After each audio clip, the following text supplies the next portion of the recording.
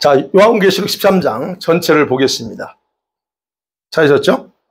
예. 교도할게요.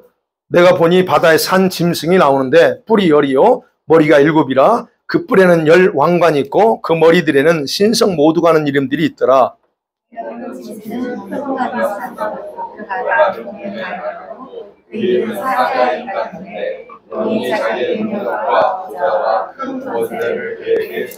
그의 머리 하나가 상하여 죽게 된 것 같더니 그 죽게 됐던 상처가 나음에 온 땅이 놀랍게 여겨 짐승을 따르고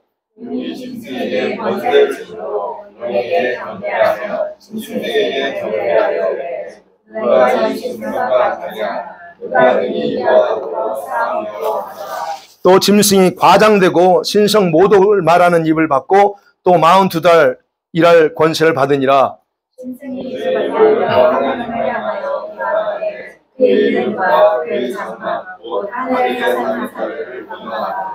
또 권세를 받아 성도들과 싸워 이기게 되고 각 족속과 백성과 방언과 나라를 다스리는 권세를 받으니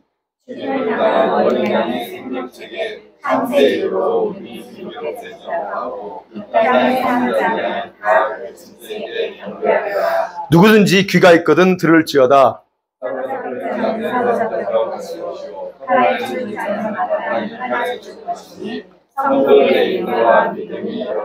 내가 보매 또 다른 짐승이 땅에서 올라오니 어린 양같이 두 뿔이 있고 용처럼 말을 하더라.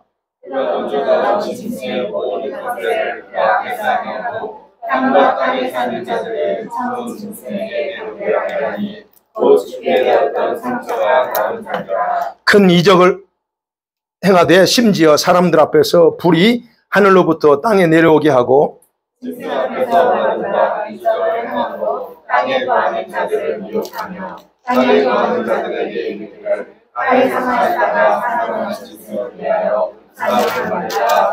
그가 권세를 받아 그 짐승의 우상에게 생기를 주어 그 짐승의 우상으로 말하게 하고 또 짐승의 우상에게 경배하지 아니하는 자는 몇이든지 다 죽이게 하더라.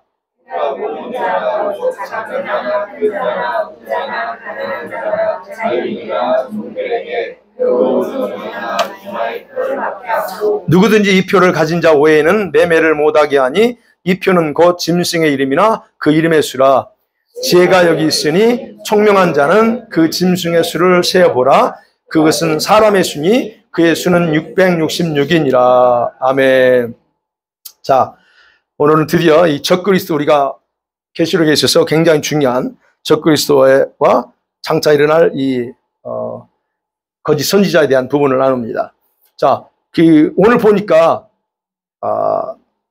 두 짐승이 올라옵니다. 도대체 이 두 짐승이 누구냐는 겁니다.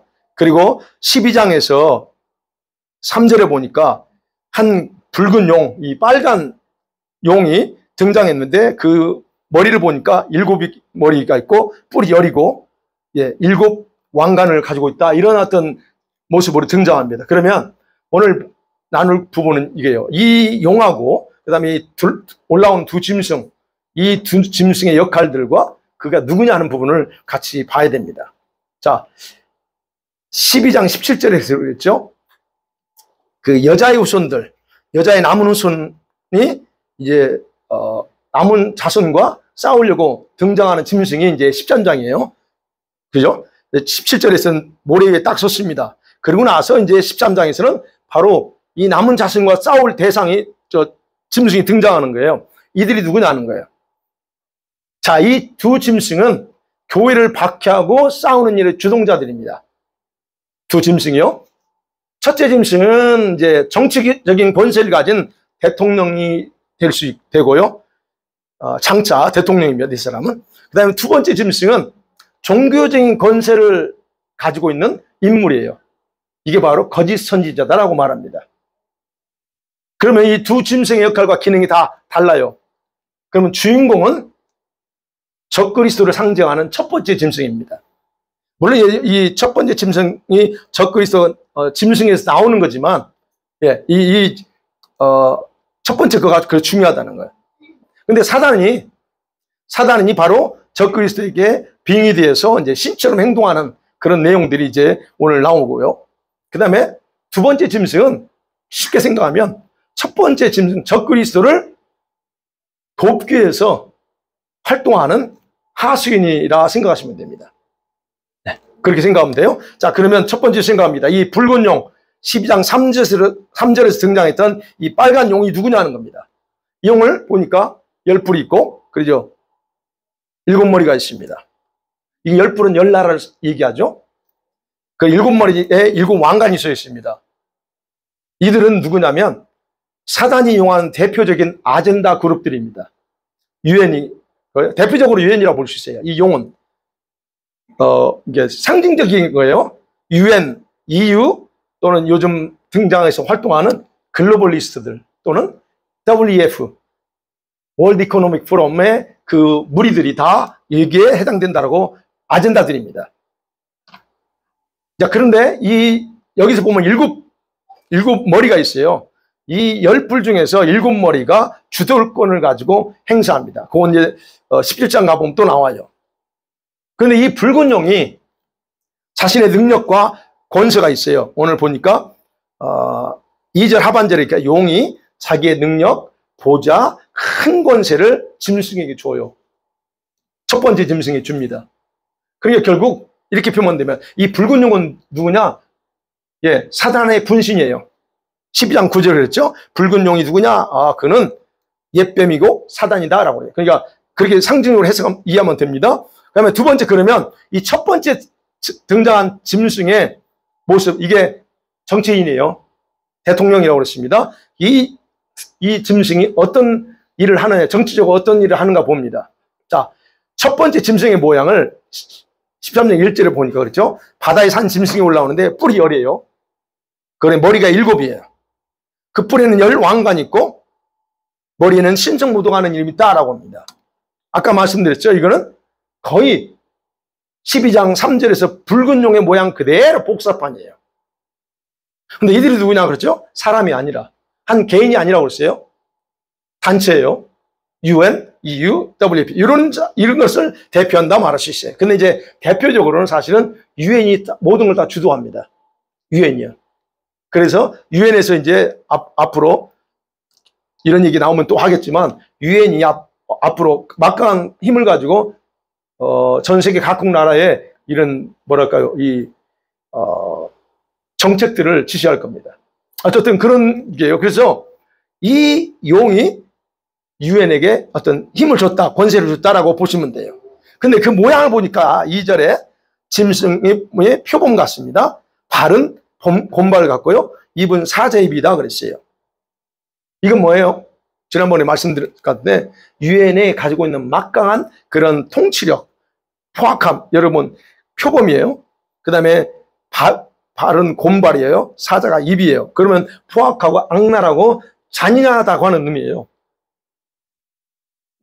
그런 잔인함을 통해서 목적을 달성하기 위해서 밀어붙일 거라는 걸 우리가 여기서 의미한다라고 볼 수가 있습니다. 그리고 이 짐승이 유엔은 10나라로 구성된 EU, 유럽 공동체의 한 지도자에게 모든 권력을 양보합니다. 그러면 그 한 지도자가 바로 이제 우리가 말하는 적그리스도예요. 누구냐는 거예요. 그게 적그리스도예요. 그런데 아무에게나 주지 않습니다. 그 사람이 뭐라 하기를 3절에 그랬어요. 누구냐, 그 지도자가 누구냐 대표적으로 설명했어요. 7머리 중에 하나가 칼에 의해서 공격을 받아 죽음의 직전까지 갔다 그랬어요.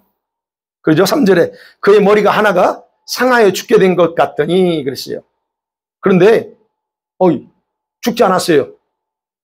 상처가 나와서 온 땅이 놀랍게 여깁니다. 네. 자, 죽어야 되는데 이 사람이 안 죽었어요. 칼에 맞아서 죽어야 되는데 안 죽었어요. 그래서 이걸 보고 사람들이 다 기겁합니다. 오늘 나오는 그게요.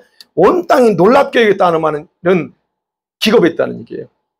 그래서 그를 보고 이 사람은 보통 사람이 아니구나 라고 인정하고 온 땅이 그를 다 따른다. 그게 3절 내용입니다. 그래서 그렇죠. 온 땅이 놀랍게 여겨 짐승을 따르고 그래요. 그 짐승, 즉 이게 이제 적그리스도죠. 이 적그리스도를 따릅니다. 그리고 단체로 볼 때는 이런 유럽 공동체 이런 것들을 따라가요. 여러분, 자신이요 누군가에서 테러를 당했어. 그래서 죽음의 위기에 처했어. 그런데 기적적으로 살아납니다.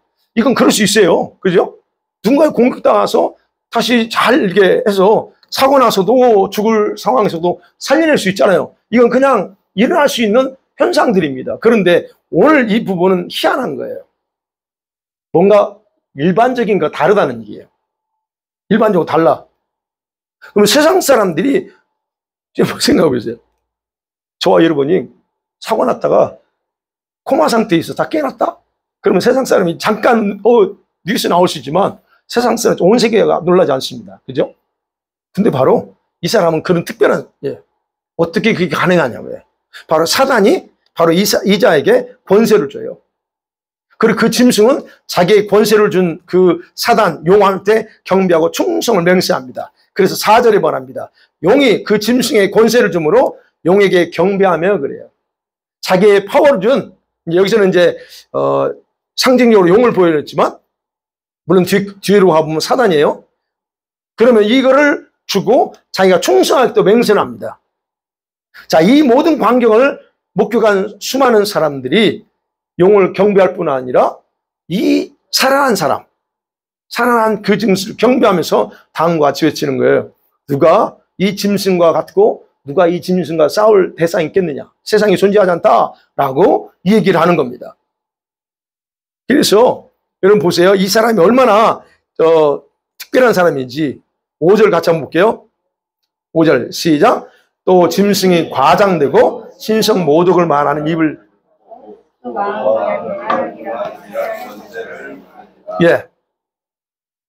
이 사람이요. 세상 모든 사람들에게 이 지금 죽었다가 살아나는 이 한 지도자는 마법적인 존재예요. 마법적인 존재로 여겨지게 됩니다. 그래서 그가 말하는 것, 행동의 순간적으로 모든 것에 다 푹 빠져요. 그럼 어떤 방식으로 그럴지는 정확히 알지 못하지만 지난번에 제가 언급한 것 같아요. 홀로그램이나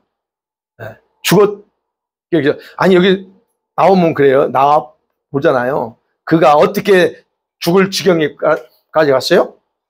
14절에 보면 칼에 찔렸대요. 칼에 찔렸어.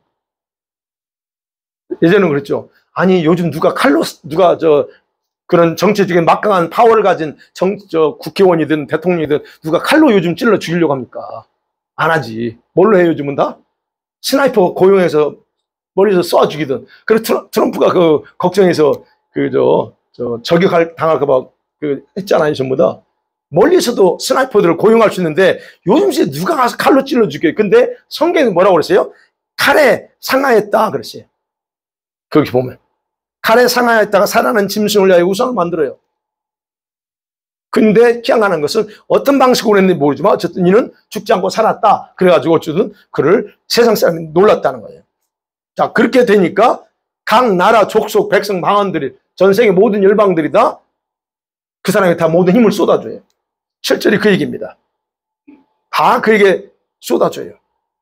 이런 파워를 누구한테 받았냐는 거예요. 자, 어떤 한 사람한테 모든 권력을 밀어주는데 그게 그 용의 역할을 하는 유엔이나 아까 말씀드린 EU 공동체든 아니면 글로벌리스트라고 할 수 있는 WF 그룹들에 의해서 너가 해. 이런 식이죠. 그렇게 함을 통해서 권세를 받습니다. 그래서 그는 세계 다른 어떤 대통령보다 더 뛰어난 것처럼 보이는 거예요. 그리고 신비스러운 존재로 여겨지는 겁니다. 그리고 그가 대통령이 됐습니다. 뉴 월드에서 뉴 월드 오더라고 표현하는 그 세계에서 여러분 대통령 혼자 일하나요? 내각들이 필요하죠.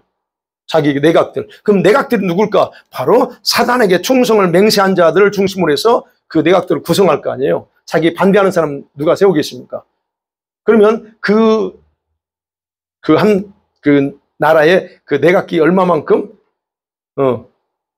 막강한 파워, 그러면서 그들이 행할 악행이 얼마만큼 크게 나타날 건가를 우리가 상상해 볼 수 있는 거예요.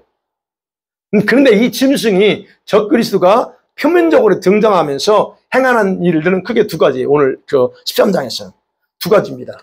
그 두 가지를 이렇게 표현하면 돼요. 여러분, 이 자를 대통령으로 인정하지 않고 적그리스도야, 얘는 적그리스도야. 그러니까 우리는 인정할 수 없다라고 여길 전 세계 사람 중에서 어떤 사람들이 그를 그렇게 생각할까요? 자신에게 최대의 적은 일반 믿는 사람이 아니고요. 예, 저와 여러분 같은 크리스찬들이에요. 그러면 최대의 적은 기독교이고 그 다음에 유대교입니다.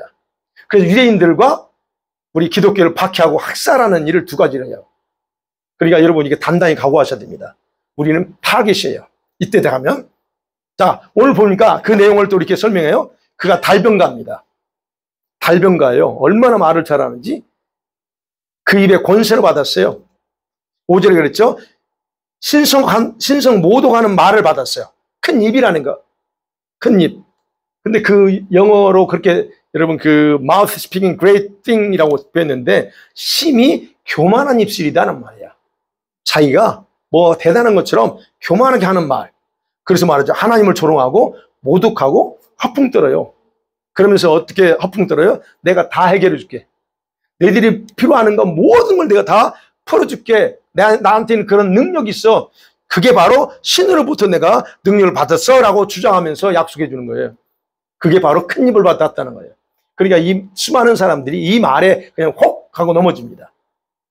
여러분 사기꾼이 희한하죠? 희한하게 사기꾼들한테 당하는 사람 많아요. 뭘로 당해요? 말을 당해. 이런 거 똑같은 거예요. 이 적그리스도가 등장하면 말로 그렇게 해요. 그래서 그는 42개월 동안 자신이 신이라고 주장해야 돼요. 42개월 내가 메시아야. 그러려고 하면 어떻게 해요? 기독교에 우리가 믿는 하나님을 가장 무능하고 가장 쓸모없는 신이라고 비방해야 돼요. 그리고 자기를 드높여야 된단 말이에요. 그러니까 여기 나오는 것처럼 하나님을 향해서 비방하고 욕합니다. 그것도 42개월간.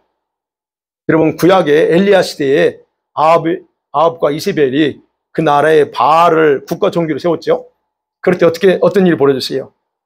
거의 하나님의 종들은 다 죽임당하거나 지하로 내려갔어요.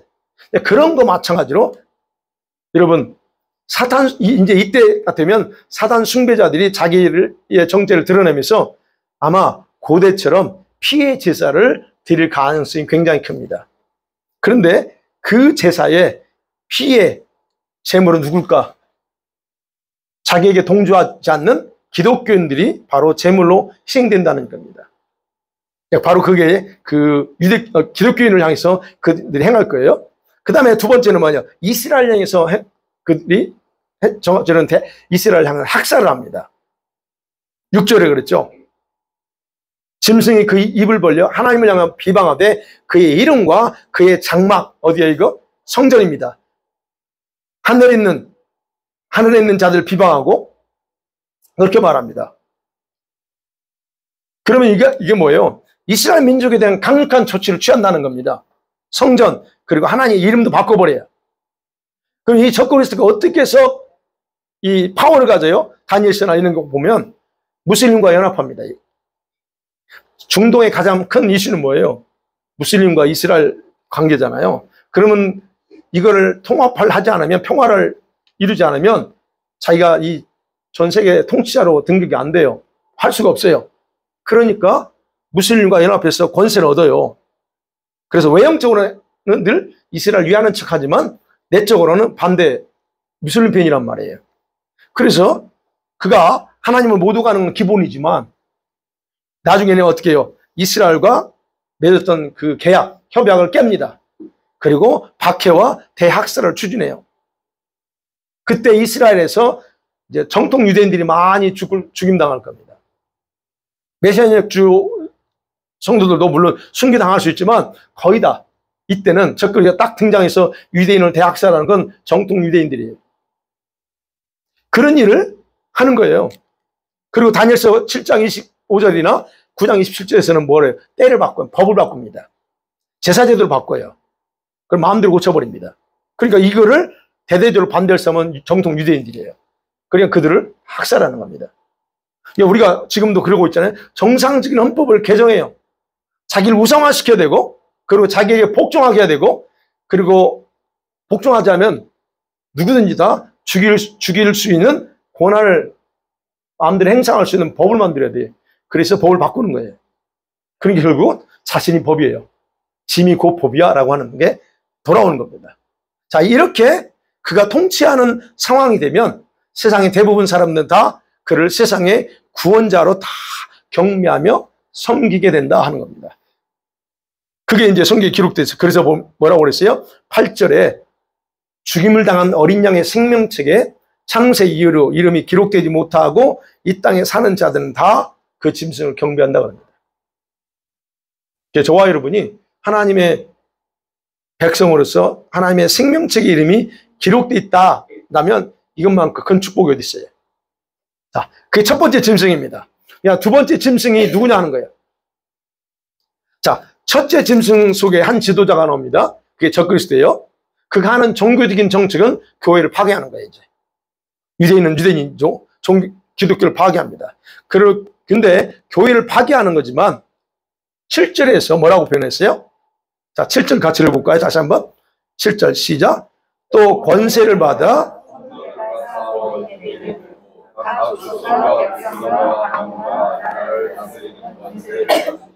네, 거기 보면 권세를 받아 교회라고 말하지 않습니다. 성도들과 싸워 그랬어요. 7절에서 교회라고 말하지 않습니다. 성도들이에요. 자, 교회는 우리 신학적으로도 그렇고 영적으로도 그렇습니다. 교회는 가시적인 교회가 있어요. 우리 지금 이처럼 우리가 믿는 자들이 서로 모여있는 게 가시게 눈에 보일 수 있는 거예요. 그 다음에 불가시가 있어요. 즉 눈에 보이지 않는 교회가 있습니다. 거기 어디예요? 천국입니다. 천국에 있는 그러면 지상에 있는 이 교회, 눈에 보이는 이 가시적인 교회는 지상의 성도들 구성되어 있는데 그러면 적그리스도가 교회를 파괴하기 위해서 단체를 사용하지 않고 성도 개인을 상대해서 결집력을 다 깨트린다는 게 한 사람 한 사람 각계 전투로 다 가서 직접적으로 다 대면하면서 죽이든가 이게 배반하게끔 깨버린대요. 생각해 보세요. 개인을 깨트리면 공동체 무너지는 건 쉽습니다. 그래서 제일 중요한 타겟이 누굴까요? 그 공동체를 담당하는 목회자, 리더를. 그럼 리더를 제일 먼저 잡을 거예요. 그래, 여러분이 생각해 보세요. 내가 리더인데 내가 괜찮아. 같이 동조한다면 여러분의 여기서 많은 사람들은 우리 목사님 그렇다면 따라가지. 이런 사람이 있지만 또 절대 아니다라고 하는 사람도 있을 거예요. 그러니까 결국 절반이 무너진다면 얘네들 입장에서는 50% 성공하면 거의 100%야. 그럼 나머지는 다 흩어지게 돼 있어요. 그게 바로 얘네들은 우리는 그래서 여기서 나오기를 성도들과 싸운다 그래요. 교회가 싸우는 게 아니고. 사단은요. 그래서 적그리스도를 등장시켜서 바로 이 성도와의 영적인 싸움으로 이제 승리를 거두는. 그래서 여러분 교회는 엄청난 그래서 배도의 길을 걷습니다. 지금도 서서히 배도의 길을 걷고 있지만 얘네들이 등장할 때쯤 되면 거의 초토화된다라고 생각하면 저는. 그래서 적그리스도 정권의 하수인 노릇을 하는 교회로 많이 전락할 거예요. 그래서 그들에게 충성하는 교회는 그래도 조금 다르고, 근데 완전히 적그리스도가 등장했을 때는 예배를 어떻게 드릴까? 어떻게 허용할까? 잘 상상해 보세요. 일제시대, 우리 한국의 일제시대를 생각해 보세요. 그러니까 이렇게 충성하는 교회가 있고, 반대로, 반대하는 교회가 있죠. 그 반대하는 교회는 어떻게 될 것 같아요? 초토화되는 거예요, 전 세계 교회에서. 그러나, 추종하는 교회는 많은 혜택을 누려요. 바로 이 일의 주동자가 누구냐? 바로 두 번째 짐승인 거짓 선지자라는 거예요. 그래서 두 번째 짐승은 종교 지도자예요. 종교 지도자. 왜냐하면 적그리스도는 종교적인 파워를 행사하면서 자기가 신처럼 경배받고 싶어 하거든요. 그런데 이 거짓 선지자는 누구냐 그러면 세계적인 공신력이 있는 종교의 백그라운드를 가지고 등장합니다. 이미 있죠. 등장한 게 이미 등장했어요. 근데 이 자가 등장해서 뭐래요? 과학의 힘을 이용해서 두 가지 거짓된 이적을 행합니다. 두 가지 거짓된 이적. 13절에 그랬어요. 큰 이적을 행하되 사람들 앞에서 불이 하늘에서 땅에 내려오게 만듭니다. 와, 대단하죠? 불이 땅에서 내리게 만들어. 아니, 이게 어떻게 가능해요? 우리 진짜 하나님의 종인데 목회자도 못하게 하는 거를 이 거짓 선자는 기적을 만들어버려요. 근데 거짓이죠. 근데 이것만 하는 게 아닙니다. 이 자가 또 어떻게 해요? 15절에 보니까 우상의 짐승을 만들어, 그리고 짐승의 그 우상에다 생기를 불어넣어서 말하게 만들어. 근데 이것을 그래서 이제 아까 말 홀로그램화 시켜서 이렇게 할 가능성이 요즘은 기술적인 걸로 과학의 힘을 통해서 그렇게 사람을 믿게 한다 하는 얘기예요. 그러면 이런 두 가지 이 기적을 행하는 이유는 뭐냐? 목적은 하나예요. 14절에 했죠. 칼에 상했다가 다시 살아난 적그리스도가 메시아라고 세상 사람들이 믿고 따르도록 하는 거, 이게 목적이에요. 그래서 이렇게 함을 통해서 첫째 짐승인 적그리스도는 바로 종교적인 백그라운드를 가지게 돼요. 그래서 신처럼 숭배받는 거예요. 그래서 오늘 13장 뒤에 가보면 경배하지 않는 자는 그래요. 14장에도 그렇고 경배하지 않는 자. 15절에서 짐승의 우상에 경배하지 않은 자 몇 명이 다 죽이라 그럽니다. 네. 자, 이렇게 적그리스도가 등장해서 정치적인 파워뿐만 아니라 종교적인 그 백그라운드까지 가지면서 결국은 자기가 이제 예루살렘 성전에서 딱 자기가 신이다라고 클레임하는 거예요. 내가 메시아야 라고 자기를 경배하게 하는 겁니다. 그게 이제 오늘 나오는 거예요. 자, 그러다가 그게 언제쯤이라고 그랬어요?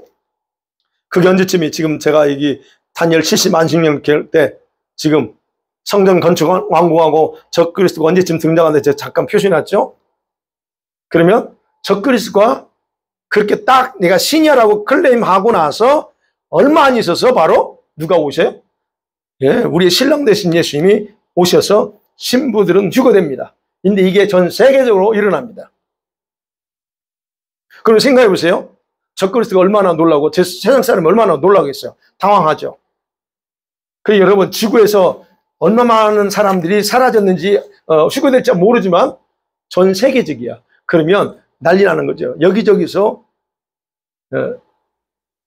그런 일들을 보고 당황하죠. 그러면 그들만 당황하는 게 아니고 일반적으로 우리 가족, 내 부모가, 내 친구가 아니면 내 남편이 사라져 버릴 수 있어요. 그러면 얼마나 기겁할 거예요. 그냥 이런 상황을 볼 때 여러분 이 문제로 굉장히 혼동에 들어가요. 그럴 때 바로 이 적그리스도가 또 한 번 사람들을 현혹하고 안전시킵니다. 내가 다 문제 왜 그런지 한 달 안에 전부 다 원인 찾아서 너희들이 갈려줄게. 그러니까 캄다운해 라고 분명히 얘기할 겁니다.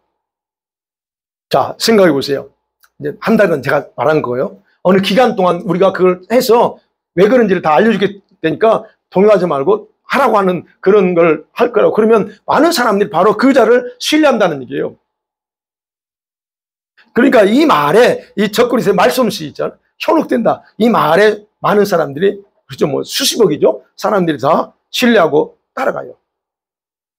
그리고 말합니다. 새로운 세계, New World Order, 이 새로운 신세계, 인간이 영생할 수 있는 존재가 되게 하는 그런 새로운 세상을 우리가 준비해서, 그래서 지금 내가 이게 트랜스휴먼 뭐 이런 거 얘기하잖아요. 그걸 약속하는 거예요. 그렇지만 반대로 어떻게 해요? 성도들, 수많은 사람들이 그에게 동조하지 않죠. 우리 같은 사람, 저와 여러분 같은 동조하지 않습니다. 바로 이때에 둘째 짐승인 거짓 선지자와 그의 협력자들인 수많은 종교 지도자들, 지금 목사들이에요. 비숍, 신부들, 그죠? 이런 사람들이 적극적으로 활동해서 따라가요. 도와줘요. 그래서 이 거짓 선지자들과 목사들이 바로 적그리스도의 통치력을 확립하기 위해서 미우골리한 기적을 행하고, 바로 이제 우상이 말할 수 있는 능력을 나타내기까지 거짓 선지자 혼자 안 해요. 같이 이런 종교 지도자도 같이 합해서 하는 겁니다.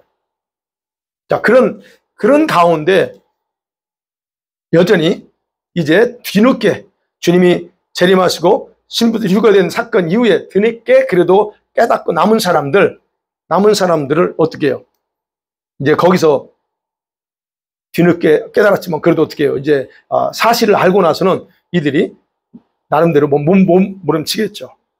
자, 그래서 이렇게 이런 상황이 될 때 어떤 정부에서 이제 접근수가 통제하는 정부에서 뭘 내올까? 전 세계를 통제할 수 있는 별도의 신분증 제도를 만드는 거예요. 새로운 신분증 제도. 네. 그리고 그를 위해서 우상을 경배하지 않는 자들에 대해서 지역 담당자, 우리가 있는 커뮤니티의 경찰이나 군인들에게 법을 개조한다고 그랬어요. 말 안 들으면 처형할 수 있다는 법안을 통과시켜서 누구든지 다 죽이게 만들 수 있어요. 그게 지금 우리 주변에서 얼마든지 일어날 수 있는 상황입니다. 현재. 그래서 제가 말씀드린 디지털 아이디, 그 디지털 아이디, 이것이 우리에게 지금 점점 다가오죠. 여러분 더 이상 카드 가지고 다닐 필요 없잖아요. 뭐가 있으면 돼요? 휴대폰 하나만 돼 있어요. 지금 여러분 아시죠? 온타리오에서는 지금 드라이버 라이센스를 굳이 안 가지고 다니고 뭘로 해요? 네, 디지털 그걸로 해요. 이제 이게 더 발전하면 어떻게 돼 이제? 그거네 지금. 이런 아이디를 바꿔요. 나중에는 뭐 듣고 그래? 이것도 너무 복잡해. 그리고 어떻게 합니까? 칩으로 넣는 거예요. 마이크로칩. 바로 여러분 이것이 등장하는 거예요. 근데 이런 것이 등장하는데 지금 계속 준비되고 거의 어떤 분은 그래요. 그거를 추정하는 분들은 거의 99% 완성됐다라고 얘기해요. 근데 이제 아직 시기적으로, 사회적으로 여건이나 일부 모든 것들에 있어서 바로 밀어붙일 수 없는 상황이니까 그냥 기다린다라고 그분들은 얘기하기도 합니다. 자, 어찌됐든 이런 게 등장해요. 마이크로칩이 등장할 때 목회자들은 그럼 어떻게 할까? 많은 목회자들이 이거는 신분증이야. 새로운 신분증. 그리고 이거는 짐승의 표와 상관없는 거라고 설교할 거란 말이에요. 여러분 이 신분증, 칩, 이거는 사회보장, 사회활동 보장됩니다. 경제활동이 보장돼요. 카드죠. 은행 다 연결돼 있죠. 여러분 문화생활 하려면 이거 있어야 돼. 의료도 마찬가지죠. 이게 이 디지털 아이디어 칩이 통합된 이런 모든 기능을 다 갖추고 있는 거예요. 자, 이런 시대가 지금 오고 있어요. 우리 앞에. 그래서 여러분, 적그리스도의 통치력은 정치적, 종교적인 힘을 동시에 행사할 수 있는 이런 신성 로마 제국의 황제의 그 모습을 표방하는 거예요. 여러분, 황제가 어땠어요? 신성 로마 제국 때. 황제면서 동시에 제사장이에요, 자기가. 그래서 여러분, 그 중세가 암흑기기 시대가 왜 그랬어요? 황제가 곧 신이고, 제사장이고 황제 노릇해. 그러니까 이 적그리스도도 역시 종교적인 백그라운드를 원하는 게 바로 그거예요. 그래서 바로 이런 강력한 독재 체제를 위해서 유엔 또는 이 EU 또는 우리가 흔히 말하는 각 나라 지역 경찰, 군인들을 고용한다는 거예요. 그럼 이때는 어때요? 경찰이 저와 여러분을 위해 일하지 않습니다. 군인들은 저와 여러분을 일하지 않습니다. 우리 커뮤니티를 위해서 일하잖아요. 그들을 고용한 유엔과 세계 정부, 거짓 선지자들과 목회자들, 그런 시스템을 위해서 일해요. 그래서 그때는 군복이 다 통일될 겁니다. 유엔 군복을 다 통일시켜요. 그건 이미 어느 정도 나왔던 얘기입니다. 이미 정보가 나와 있어요. 이건 제가 만들어낸 말 아니고 정보가 다 있는 얘기예요. 자, 그러니까 그 정부에서 제공해주는 엄청난 부와 혜택을 누리려면 충성하는 수밖에 없어요, 그 사람들은. 네. 근데 오늘 그들의 특성이 뭐라고 그랬어요? 포악합니다. 그렇죠? 입이, 사자입이에요. 발은 곰발이 같고 표범 같습니다. 그러면 그들은 잔인하다는 거예요. 인정사정 봐주지 않아요, 그때 가면. 왜 그래요? 왜 그렇게 손했던 사람이 한순간에 바뀝니다. 왜 바뀌냐면 짐승의 표를 받고 사단의 영에게 사로잡혀요. 그래서 표 받으면 한마디로 소속이 바뀌어요. 소속이 바뀌기 때문에 그래서 이제 14장에 가서 나오지만 왜 주님이 이 짐승표와 그 다음에 우상에 경배하는 것에 대해서 단호하게 하고 그들은 영원한 불못이다라고 경고하는가도 우리가 거기 보면 왜 그런지를 알 수 있습니다. 자, 네 번째 마지막으로 생각. 그러면 이 미래 사회, 우리가 맞아야 될 미래 사회는 어떤 사회가 될까 하는 부분이에요. 이렇게 조여오는 우리 미래 사회는 여러분 이제 더 이상 자유민주주의라고 하는 그런 개념이 없어질 겁니다. 자유민주주의가 없어져요. 지금처럼 그래도 자유가 있는 민주주의 사회에서 경험하지 못했던 그런 사회적인 통제, 경제적인 통제, 디지털 시스템으로 여러분 최악의 통제를 받으면서 우리는 고통을 당할 거예요. 그래서 디지털이 이게 발전하는 게 좋은 것 같은데 우리를 다 옥죄입니다. 자, 그게 바로 이제 몇 가지로 설명할 수 있어요. 중국과 같은 감시체제로 갈 거예요. 6G가 왜 나옵니까? 6G가 내년도에 나온대요. 6G. 제가 늘 말씀드려요. 6G가 나오면 여러분 숨을 곳이 없어요. 물속에 들어가도 땅속에 들어가도 6G 다 잡아냅니다. 이게 없으면 괜찮아. 근데 이거 없으면 못 살죠 지금. 그럼 땅속에 들어가 물속에 들어가 다 잡혀요. AI 시스템이 구축되죠. 점점 더 그렇죠. 이게 바로 감시체제로 들어간다는 얘기예요. 그러니까 여러분의 개인의 자유 없습니다. 자유는 더 이상 여러분께 아니에요. 누구 거예요? 정부 겁니다. 이게 여러분 이해가 돼요? 내 개인의 자유가 어떻게 정부가 관리를 해요? 근데 그게 바뀌고 있어요. 중국 개인의 자유가 있는 것 같아요? 정부가 다 소유하고 있어요. 정부 하라는 대로 해야 되죠?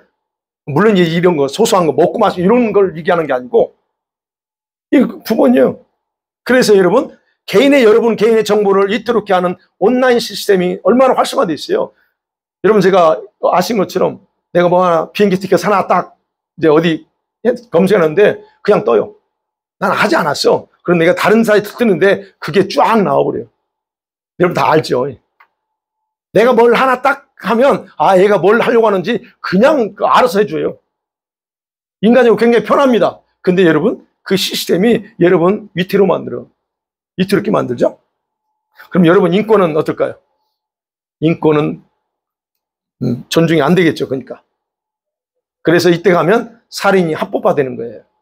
여러분 그냥 하나 죽이는 건 중국 공산당들이 유물론주의자잖아요.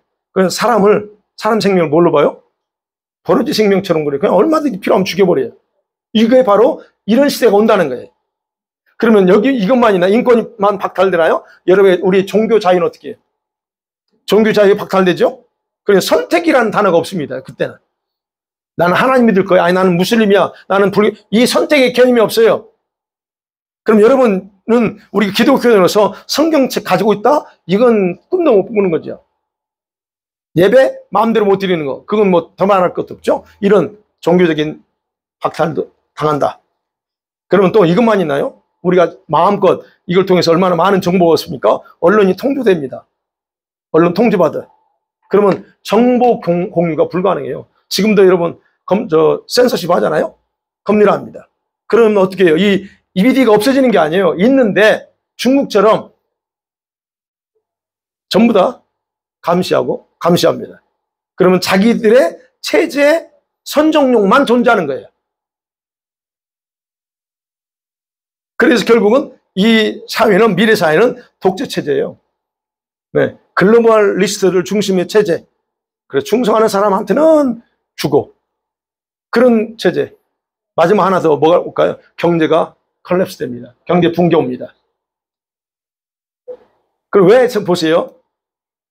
왜 금리를 인상시켜요, 지금? 이런 얘기가 너무 멀리 나가나? 세계 중앙정부에서 배급하게 돼 있어요, 이제는. 4차 산업혁명이라고 들어보셨죠? 4차 산업혁명. 그게 일어나면, AI예요. 4차 산업혁명이 일어나면 여러분 일자리 다 감소되고 빈부격차 심해지죠. 그리고 또 지금 계속 현금을 없애고 디지털 화폐를, CBDC를 계속 하려고 합니다. 왜 그걸 하려고 할까? 우리 그냥 종이 화폐에서 쓰잖아요. 근데 얘네들은 이걸 없애고 싶어요. 그리고 디지털 화폐로 만들고 싶어. 이유가 있겠죠. 여러분 디지털 화폐라고 하는 거는 이건요 뭐냐면 사회적으로 경제적인 통제를 위한 가장 기본적인 시스템이에요. 이게 먼저 구축이 돼야 돼요. 그래서 이걸 제일 먼저 시작하는 거예요, 지금. 여러분, 유럽 은행 총재가 말하기를 10월 달에 결정한대요. CBDC를 언제쯤 시행할까? 10월 달에 발표를 한대. 그게 진짜 10월 달에 할지 또 이 사람들 또 11월에 넘길지 모르겠겠지만 총재가 그랬어요. 10월 달에 가면 우리가 어떻게 할지 최종 결론이 나온다. 그렇게 얘기해요. 여러분, 유럽에서는요, 여기는 아직 그거 없죠. 1000유로 이상 캐시로 못 씁니다. 만약에 1000유로를 캐시로 쓸 경우에 감옥 갑니다. 아니, 내가 내 돈 1000불, 2000불 필요해서 쓰는데 그 쓰는 것 가지고 감옥 보내요. 이게 말이 돼요? 안 되죠? 근데 거기는 말이 되게 하고 있어요. 그걸 뭘로? 법으로 밀어붙여요. 누가? 정부에서. 그 다음에 누가 그걸 실행해요? 경찰이 해요. 이렇게 지금 가요. 그러면 왜 이 사람들이 디지털 화폐를 바꾸려고 하냐? 명분은 좋죠. 테러 공격을 막기 위해서는 현금을 통제해야 된다는 거예요. 그 얼마나 그렇다죠? 테러. 아니, 여기 테러 있습니까? 캐나다에? 근데 캐나다도 지금 준비하고 있어요. CBDC. 미국 말할 것도 없고, 한국도 말할 것도 없고. 왜 얘네들이 그러냐고요. 바로 이게 그래서 디지털 화폐는 제일 먼저 제도화 시켜야 돼. 그래야 얘네들은 자기들이 원하는. 그래서 여러분은 이 디지털 화폐는 뭐죠? 우리 음식도 무슨 기간 있잖아요. 엑스파이어가 있습니다. 데이트가 있어요. 내년도 이거 11월까지 100만 불 있어. 이거 써야 돼. 못 쓰면 그거 엑스파이어 못 씁니다. 이게 바로 디지털 화폐 특징이에요. 그러니까 어쨌든 그런 거. 그럼 여러분 어디다 쓰든 다 정부에서 다 살펴보고 있다는 거. 이런 시대. 그게 바로 눈앞에 지금 다가오고 지금 실행되고 있다. 그렇다면 결론입니다. 그렇다면 이런 상황 속에서 우리는 아직은 우리가 지금 여러분 현실화된 부분이 지금 피부적으로 와닿지 않아요. 그러나 계속적으로 지금 준비되어 있고 진행되고 있다. 그러면 지금은 결국 왜 이 사람들이 이걸 하려고 하느냐? 바로 결국 적그리스도의 등장을 코앞에 두고 있다는 거예요. 그래서 걔네들은 그 아젠다들은 이 다양한 다방면으로 사회통합, 경제적으로 파탄을 목적으로 금리 인상을 계속해요. 여러분 이번에 캐나다 올릴까요? 안 올 것 같아요. 올립니다. 왜요? 올려야 돼요, 걔네들은. 목적은 물가 잡기 위해서. 물가 올려서 물가 잡힐 것 같아요? 돈을 안 풀어야 되는데 정부 이번에 또 CRA에서 광고 나왔던데요. 여러분 올 9월에 10월인가요? 9월인가 10월에 여러분 정부에서 또 돈 준대요. 좋죠. 꽁돈 준대요. 로인컴하고 또 뭐 어쩌죠. 여러분 왜 돈 줘야 돼요? 그 돈을 안 풀고 안 풀면 경제 이게 답답해 진짜. 그러니까 그 돈을 풀지 말아야 되는데 그 돈을 풀어놓으면 정부 돈 풀으면서 물가를 잡겠다고 그래요. 전문가들은 아니지만 저는 전문가 아니지만 그렇게 물가 안 잡혀. 현금을 그냥 막 써놨는데 미국이 왜 어림당해요. 이 바이든이 할 때 돈을 엄청 풀었잖아요. 현금을. 그럼 현금 풀면 잘 될 것 같은데 아니에요. 그러니까 이제 그런 금리를 인상시키는 그렇게 하는 이유가 금리를 인상시키는 목적이에요. 그럼 외형적으로는 물가 잡기 위해서 이번에 뭐 이게 3% 올랐더만요. 캐나다가 3% 올랐어요. 잡혀요? 안 잡히지. 그러니까 결국 그 사람들 목적은 경제적으로 파탄시키는 거예요. 그래서 중산층을 없애버리고 여러분 몰개지 받은 사람들 이제 좀 있으면 다 뱅크럽 시켜야 돼요. 그 상태로 가게 하는 게 그들 목적이에요. 그래서 여러분 개인의 자유, 그러니까 우리 교회 집사님들 몰개지 받아서 이자 때문에 걱정하는 분 많죠. 저같이 집이 없으니까 저는 그냥 걱정 안 하고 삽니다. 집 없어요 나는. 우리 집사님들 몰개지 이율이 올라가는데 어떻게 해요? 금리가 올라가면 어떻게 아플게요? 인컴은 한정돼 있는데 그럼 나중에 어떻게 견디다 못하면 어떻게 합니까? 뱅크럽 시키죠. 그게 목적이란 말이에요. 자, 그래서 개인의 자유, 인권, 사회, 어떤 경제활동을 통제할 모든 기술, 이런 제도가 거의 준비되어 있다, 이게. 물론 아까 말씀, 이런 것들이 우리 피부가 와닿지 않아요. 실감도 하지 못할 겁니다, 여러분. 그러나 지금 우리는 제도적인 통제 속으로 들어가고 있어요. 이걸 여러분 아셔야 돼요. 그런 것에 좀 눈이 띄어야 되는데, 자, 그러면 뭐 그건 그렇고, 이럴 때 우리 성도들에게 가장 큰 문제가 있어요. 큰 문제가 될 수 있는 거. 그게 뭘까요? 이런 식의 때가 와. 내가 돈이 많아버리면 괜찮은데 그러지 못한다면 어떻게 될 것 같아요? 가장 큰 문제는 예배를 폐쇄하여서 모이지 못하는 게 큰 문제일까? 아니면 경제활동을 하지 못함을 통해서 먹고 사는 문제가 더 큰 문제일까? 어떤 것 같아요? 여러분이 실제적으로. 예배 못 드리는 게 더 커요? 아, 지금 그렇죠. 아, 당연히 하나님 예배하지. 근데 예배보다 더 큰 문제. 경제활동 안 돼. 먹고 사는 문제가 지금 코앞에 갔죠. 그럴 때 이게 가장 크다는 거예요. 이럴 때. 그래서 많은 사람들이 여기서 뻥뻥뻥 넘어지는 거예요. 자동적으로 주님 배교한다는 얘기예요. 그래서 제가 얘기하는 거 계속. 경제 관리 잘해야 된다. 돈 관리 잘해야 돼, 지금. 함부로 어쨌든 돈 써서 어쨌든 지금 막 피박 터져가지고 막 고생하는 분이 있을 수 있어요. 그러나 지금부터라도 여러분 그거 안 하면 나중에 카드 뭐 쓰고 갚으면 되지. 아니, 언제까지 그렇게 하려고요? 그거 부분에서, 그래서 이런 일들이 많아요. 그러면 이런 일들이 눈앞에 다가오고 있는데 어떻게 해야 될까? 두 가지만 할게요. 여러분, 환난에서 함께 동행하실 그 하나님을 철저하게 신뢰하는 믿음을 준비하셔야 됩니다. 아멘? 출애굽한 후에 이스라엘 백성이 광야에 올라가죠. 이스라엘을 하나님께서 어떻게 먹이고 살렸는가 우리 기억하셔야 돼요. 출애굽기 16장에 그러죠. 신광야에 올라왔습니다. 근데 모세를 향해서 이스라엘 백성이 뭐라고 그래요? 굶어 죽겠다고, 먹을 게 없다고 원망합니다. 고기 먹고 싶다고 원망합니다. 어떻게 해요? 하나님이 메추라기 만나를 줍니다. 물이 없다고 막 투덜투덜 원망하면 어떻게 해요? 하나님이 상상할 수 없는 방법으로 물을 주십니다. 자, 이런 기적들을 경험했어요. 저와 여러분 삶 가운데 주님이 시시때때로는 때로는 이렇게 저렇게 공부해 준 경험하실 겁니다. 근데 문제는 이 이스라엘 사람들이 그런 기적을 보면서도 어떻게 합니까? 가나안에 다 못 들어가요. 왜 못 들어가요? 얼마나 투들투들한지. 자기가 만족하는 것, 자기가 피로가 채워지면 또 다른 걸 원해. 조금만 채워지지 않으면 또 다른 걸 원하면서 투덜투덜합니다. 여러분, 이런 상황이 우리한테 곧 다가올 수 있다는 거. 그러면 이런 환난 때는 이와도 비교 안 되는 일이 벌어진다 할 때 성경에 그렇게 기록되어 있어요. 그렇다면 결국은 이런 상황에서 하나님은 어떻게 저와 여러분에게 먹이고 공급해 줄까? 그런 거예요. 이거를 확실하게 믿어야 된다는 겁니다. 하나님이 저와 여러분이 진짜 하나님의 자녀라면 하나님이 나의 모든 걸 책임진다고 하는 그 문제에 있어서 확실하게 하나님을 신뢰하는 믿음. 그래서 그랬잖아요. 지금 우리에게 필요한 것은 의식주 문제 중요성이 아니에요.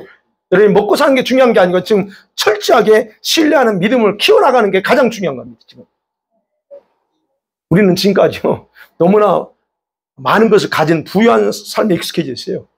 그죠? 익숙해져 있어요. 그래서 어려움을 견디지 못해. 체질적으로 그렇게 됐어. 조금 어려우면 막 투덜투덜합니다. 그런데 이제는 바꿔야 돼요. 이제는 아무것도 살 수 없고 소유할 수 없는 그런 상황, 기근에 대비하는 훈련이 필요합니다. 이게 필요하다는 거예요. 그리고 동시에 하나님께서 반드시 공급하고 먹여주실 거라고 하는 철저한 영의 믿음을 키워야 돼요, 지금. 근데 우리 많은 성도들이 하나님을 자기의 믿음 없는 생각 속에 가둬요. 하나님 안 돼. 이거는 너무 어려울 거야. 하나님한테. 스스로 가둬버립니다. 그런데 여러분, 여러분의 믿음에 도전 없이는 여러분의 영의 믿음을 키워나갈 수 없습니다. 그래서 한번 철저하게 신뢰하세요. 그럼 지금부터라도 여러분 삶 가운데 물질이 풀어지기려면 11조 철저하게 하세요. 11조 안 하면서 상황이 이러니까 하나님 안 해요. 못해요. 이해하시죠? 뭐 이해할 수 있겠죠. 그러나 물질 안 풀립니다. 겨우 여러분들이 먹고 살긴 되지만 물질 안 풀려요. 그래서 그런 것들이 걱정된다면 11조 정확하게 하세요. 그건 제가 주님이 저한테 제가 받은 말씀 여러분이 몇 차례 간증했기 때문에 더 이상 얘기 안 합니다. 그 다음에 두 번째는 여러분, 환경의 극심한 상황에서도 타협하지 않는 훈련이 필요합니다. 타협, 이게 문제예요, 우리가. 여러분, 타협의 문제는 과거, 현재 모든 성도들에게 여전히 큰 문제입니다. 7교회는 어땠어요? 더 큰, 여러분, 어려운 환경이었어요. 그럼 우리가 장차 이런 환경 속에 들어가요. 기독교가 아닌 무시되고, 이런 상황. 그러면 그 상황이 될 때 자기 믿음, 내 믿음 지키는 거 쉽지 않아요. 그러면 이때 순교할 성도도 많겠지만 반대로 타협하고 목숨을 지키려고 하는 성도들 더 많다는 겁니다. 저와 여러분이 어떤 성도가 될까 하는 부분은 여러분 아무도 몰라요. 그러나 중요한 것은 내가 어떤 성도가 될지라도 타협은 하지 말아야 된다. 그럼 어떤 성도들이 타협 가능성이 클까요? 분석해 보면 단호함이 부족한 사람들이 있어요. 우유부단한 성격. 이거 아주 굉장히 위험합니다. 우유부단한 성격들. 어떤 그런 믿음은 있는데 믿음이 말씀에 뿌리내리지 않았어. 이런 사람들은 휙 넘어집니다. 툭 하면. 어떤 분은 그래요. 자기 영의 믿음을 강화시켜야 되는데 그러지 못하는 사람들은 쉽게 타협에 노출되어 있는 사람들입니다. 여러분 보셔야 돼요. 여러분 믿음.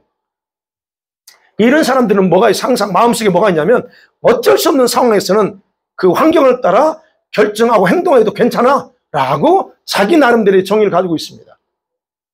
그리고 아까 그랬죠. 의식주 문제도 마찬가지예요. 내가 어쩔 수 없잖아 지금. 이거 내 몸은 굳는데 하세요 마음대로. 그러면 이 습관, 태도는 변하지 않습니다. 믿음에 도전하지 않고는 이게 바뀌지 않아. 바로 이런 상황, 그래서 쉽게 타협한다는 거예요. 그래서 지금부터 여러분 다시 여러분의 믿음의 뿌리를 어디에 내려야 돼요? 여러분 생각에 내리는 게 아니라 말씀에 내리는 훈련이 필요해요. 말씀을 의지하고 그 말씀 속에 내 믿음의 뿌리를 내려라는 거예요. 어떤 상황에 와서 갈등하고 고민할 때 그 사람의 말을 듣기 전에 한 번쯤 주님 어떻게 하면 될까요? 주님이라면 이 상황에서 어떻게 했을까요? 라고 묻고 행동하는 이것이 필요하다는 거예요. 타협은요 외부에 있잖아요. 항상 자기 자신과 이루어져요. 나는 이것만 없으면 내가 타협 안 했는데. 아니요. 내 타협의 속성이 있어요. 아무리 이것만이 아니라 이거보다 더 큰 거 올지라도 내 안에 타협의 속성이 없으면 안 합니다. 그러니까 타협은 항상 자신과 이루어지는 거예요. 그러면 자신과 타협하면 그것이 자신의 성격으로 습관화돼요. 그럼 나중에는 사단의 공격의 통로가 됩니다. 이렇게 공격의 통로가 열게 되면 어떻게 해요? 그때부터 타협하는 행동은 너무 자연스러운 거예요. 한 번쯤이야 가죠. 그래서 여러분 지금부터 타협하는 태도를 바로잡으세요. 여러분 저는 모릅니다. 어떤 성품인지 신앙의 삶이 어떤지 모르지만 여러분 이거 태도를 바로잡아야 되고 그 다음에 환경에 굴복하기를 거절해야 됩니다. 단호하셔야 돼요. 그래야 자신의 믿음의 뿌리를 말씀에 내려요. 그리고 훈련할 수 있어요. 그리고 속사람을 성령의 능력으로 강하게 하는 것. 그래서 이걸 할 수 있게 하는 게 뭐예요? 그래서 지금 여러분의 삶 가운데 기도가 당장 필요한 이유가 그겁니다. 그래서 오늘 이 계시록 10장에서 다음 주에는 또 이제 그 1666과 관련돼서 한번 더 구체적으로 나눠보겠습니다. 아멘.